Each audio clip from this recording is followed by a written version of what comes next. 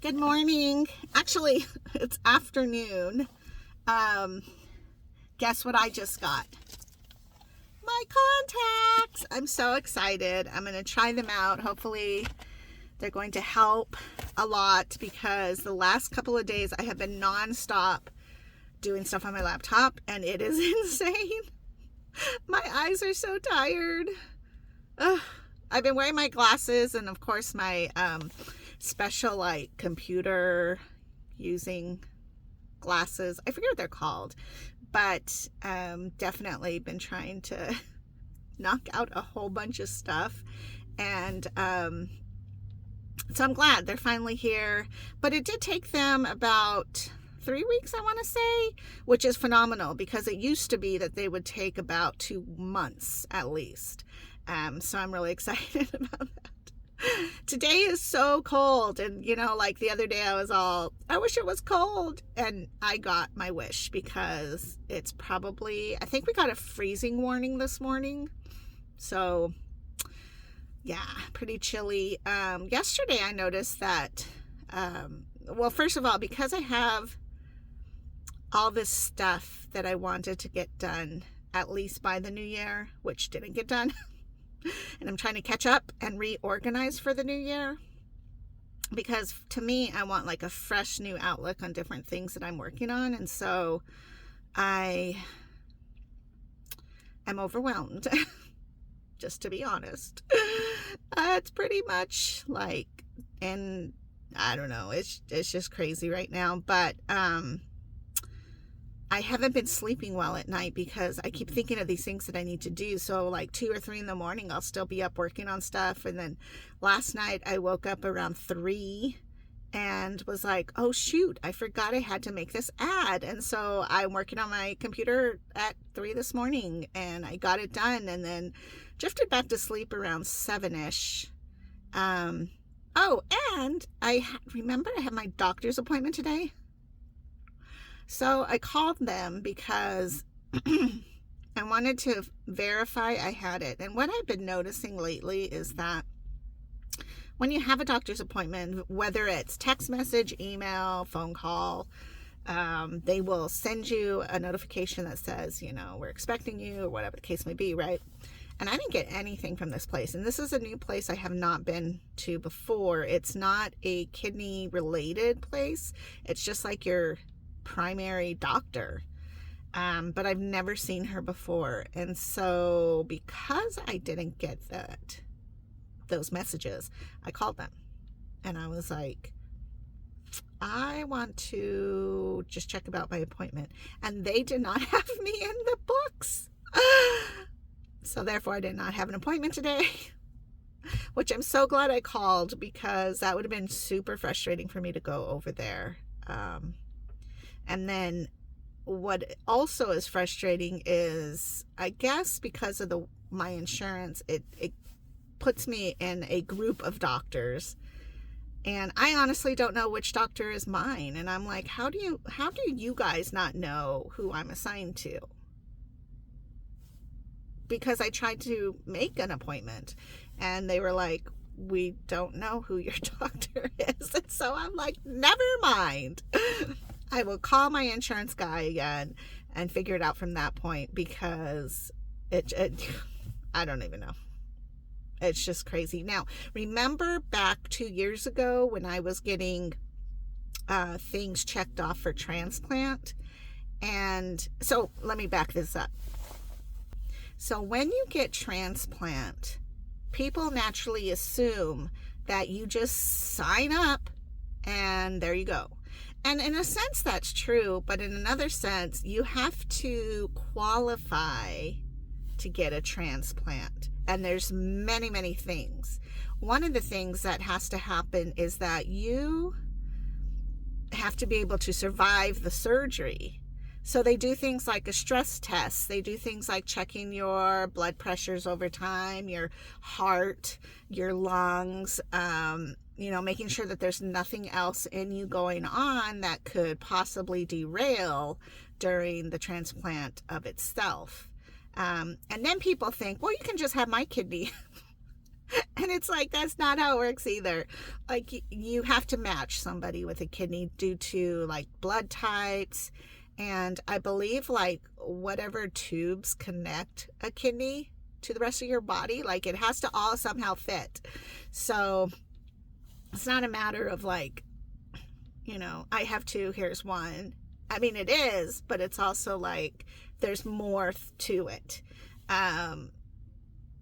So when that was going on and I was getting checked for different things just to make sure that I was healthy and, I could survive a transplant if that was going to be my decision. If you remember, I got really frustrated because I had to drive across town. And so 3 times I drove across town, and when I got there, they didn't have a record of me being in there. And what was wild is while I was there, I made the appointment. And so apparently, somehow, the scheduling department and the other departments just don't communicate well to each other, even though everything is technology related. Like, you email this person or they message this person or everybody's on the same scheduling platform, but somehow it just never showed up. And so I got really upset because I called my caseworker for transplant and said, I'm here. And they, again, have no idea who I am. And so she was so nice and very sweet. And we kind of worked that out. And then it happened again. And about a week later, I got a letter in the mail that said that I was removed from the opportunity of transplant at this time because what they felt like was I was not committing to my appointments. And that infuriated me. And I don't get angry very often. But that was very, very frustrating because that wasn't me. That wasn't my fault. We have a record of them dropping the ball because I actually called the caseworker to say they don't know who I am or why I'm here. And so, nonetheless, I don't know how come that happens. Like when you call on the phone and you schedule an appointment, apparently you get a call center. And if the call center's scheduler is not connecting or updating or refreshing or whatever the case may be to the actual place, they don't know you. So, it wasn't a big appointment, but I will definitely need to call and make it again because I don't want to let things slide in case things are going on that need to be taken care of. I mean, I'm not a 85-year-old man who just ignores everything that's happening. So, anyhow, back to yesterday and not sleeping. I totally was kind of like sleepy all day. And it was, I want to say yesterday was a nice day, but cold. Today's rainy, but yesterday was not rainy. And so I noticed that Smokey didn't want to go out right away. I trained my dogs to sleep in, and my kids actually. So when Donnie gets up and leaves in the morning, he'll just lay on the couch. Smokey will lay there and he won't even lift his head. He's like, oh, I'm not getting up. And so Donnie will leave, and then Smokey will usually come in and sleep with me for a little bit. And that's so nice because we warm each other up. And then I'll take him out to go potty. And yesterday he didn't want to go out till maybe 2 in the afternoon. And that made me a little sad because I think that he's starting to age a little bit. I mean, obviously he is, but things like that is kind of like a little bit more noticeable.